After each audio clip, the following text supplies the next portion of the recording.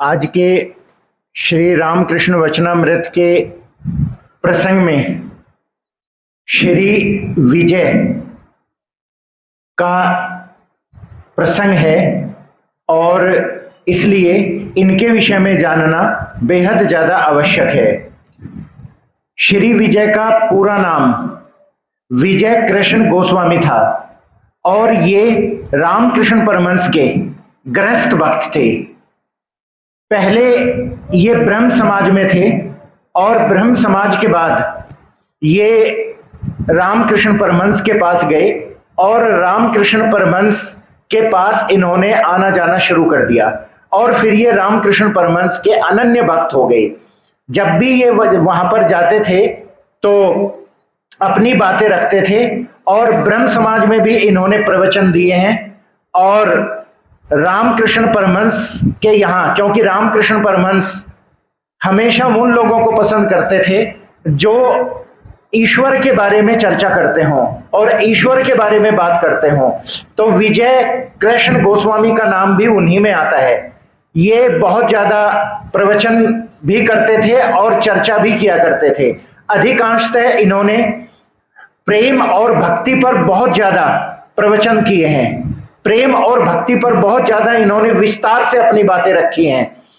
अगर जब ये रामकृष्ण परमहंस के पास पहुंचे तो इन्होंने शुद्ध वैष्णव भक्ति मार्ग अपनाया और उसी मार्ग पर ये लगातार चलते रहे।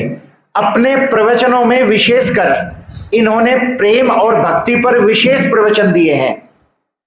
इनके प्रवचनों में विशेषकर ये बात रही है कि इन्होंने बताया कि जो मनुष्य का शरीर है, जब तक आदमी शरीर के तल पर जीता है तब तक उसके अंदर कामना रहती है और जब तक कामना है तब तक व्यक्ति शरीर के बारे में ही सोचता है। तो कामना हमेशा कुछ न कुछ पाने की, किसी भी तरीके से कुछ भी ग्रहण करने की इच्छा होती है और उस समय आदमी को शरीर का ही भान होता है। शरीर के बारे में वो उसे पता चलता है केवल शरीर का। तो इसलिए अधिकांशतः लोगों को, अधिकांश व्यक्तियों को शरीर के बारे में पता होता है। तो बहुत सारे लोग ऐसे होते हैं जिन्हें अपने शरीर के बारे में पता चलता है। तो ये पहली अवस्था है जो सबसे नीचे की अवस्था है। उसके बाद दूसरे नंबर पर आता है प्रेम।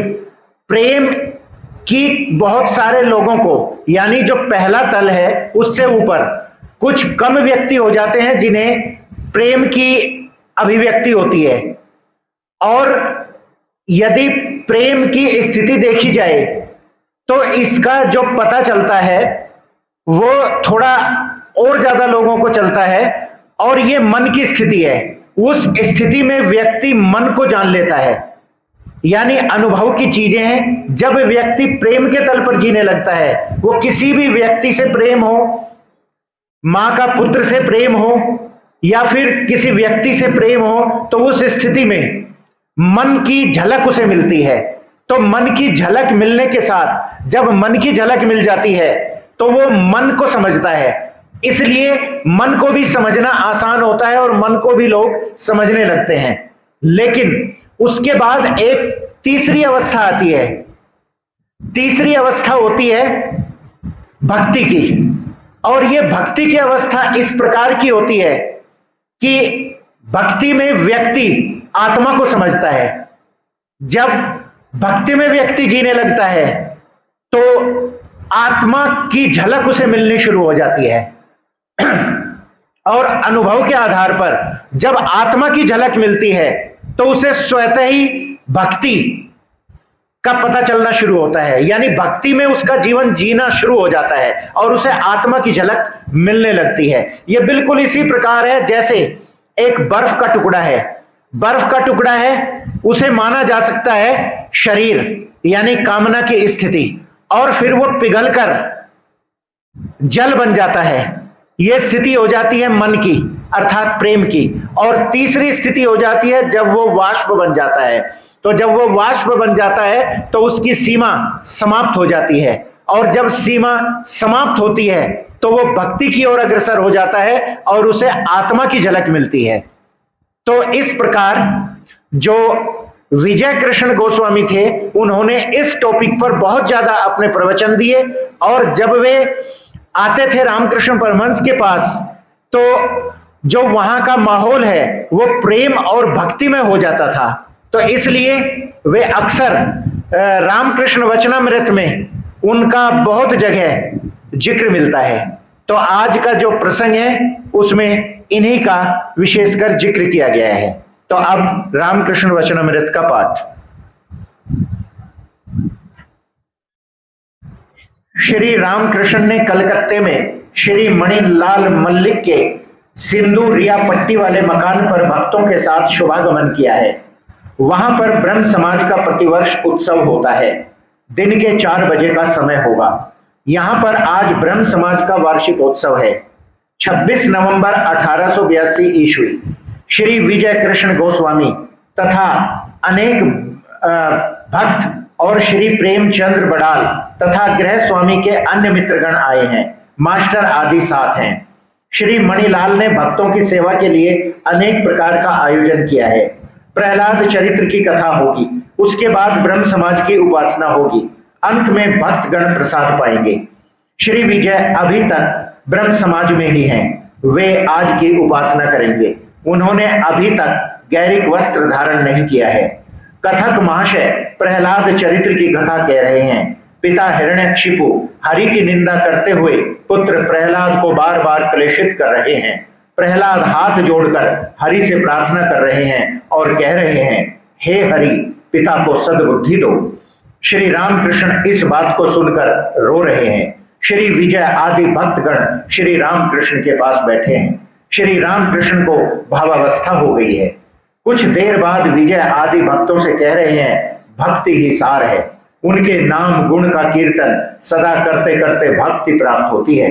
आह, शिवनाथ की कैसी भक्ति है, मानो रस में पड़ा हुआ रसगुल्ला। ऐसा समझना ठीक नहीं कि मेरा धर्म ही ठीक है तथा दूसरे सभी के धर्म असत्य हैं। सभी पथों से उन्हें प्राप्त किया जा सकता है। हृदय में व्याकुलता रहनी चाहिए। अनंत पथ अनंत मत। देखो, ईश्वर को देखा जा सकता है। वेद में कहा है, अवांग मानस गोचरम।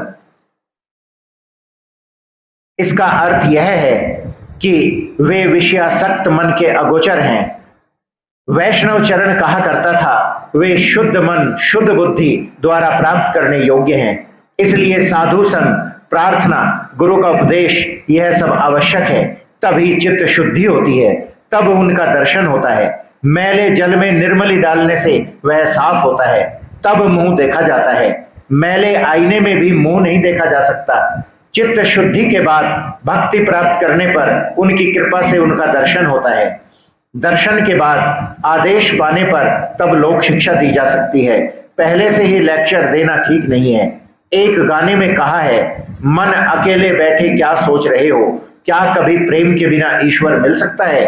फिर कहा है, तेरे मंदिर में माधव नहीं है, शंख बजाकर तूने हल्ला मचा दिया, उसमें तो 11 चमगीदड़ रात दिन मंडराते रहते हैं। पहले हृदय मंदिर को साफ करना होता है, ठाकुर जी की प्रतिमा को लाना होता है, पूजा की तैयारी करनी होती है। कोई तैयारी नहीं, भौं भौं करके शंख बजाने से क्या होगा। अब श्री विजय गोस्वामी वेदी पर बैठे ब्रह्म समाज की पद्धति के अनुसार उपासना कर रहे हैं। उपासना के बाद वे श्री रामकृष्ण के पास आकर बैठे। श्री रामकृष्ण ने कहा, अच्छा, तुम लोगों ने उतना पाप क्यों कहा। 100 बार मैं पापी हूं, मैं पापी हूं, ऐसा कहने से वैसा ही हो जाता है। ऐसा विश्वास करना चाहिए कि उनका नाम लिया है, मेरा फिर पाप कैसा। वे हमारे माँ बाप हैं, उनसे कहो कि पाप किया है, अब कभी नहीं करूंगा, और उनका नाम लो। सब मिलकर उनके नाम से देह मन को पवित्र करो, जिह्वा को पवित्र करो। धन्यवाद।